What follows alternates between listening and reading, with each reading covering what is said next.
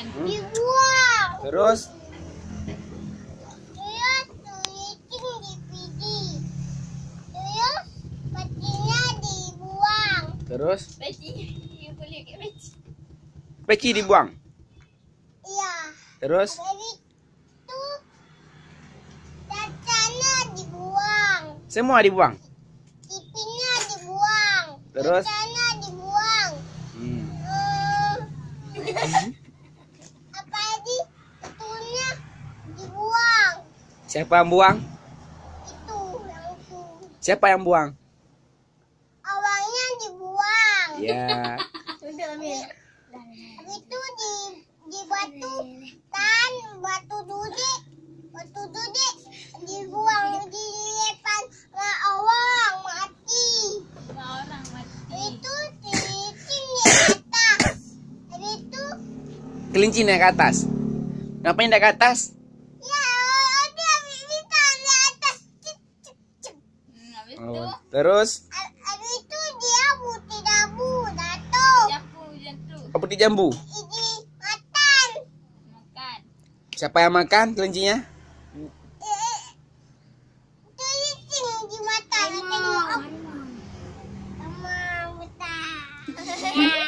Habis tu Habis itu cicing udah dayang, udah dikuyang.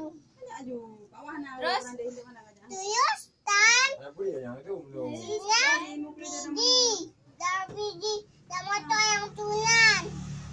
Terus dia dah biji, dah motor yang tunan.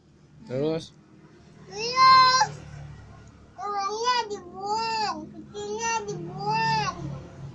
Terus kan kakaknya dibuang. Kemudian?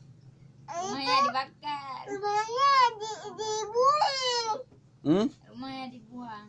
Ke mana dulu? Yang mau ceritanya. Dibuang. Ya, yang tutup ni. Ini tuh apa? Mulut. Terus? Rumahnya di Batang. Habis itu di Batang. Habis itu Belah. di Nadi. Habis itu Sikit lagi. awalnya udah mati. Terus? Dibakar. Rumahnya udah dibuang. Ya, terus? Terus kan TV-nya dibuang. TV, kelinci TV. Terus? Tuyul Mak. tuyul Ini Belanda, Linda. Tuyul nggak pidi.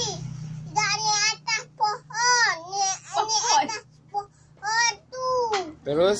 Itu tuyul. Ngapain dia?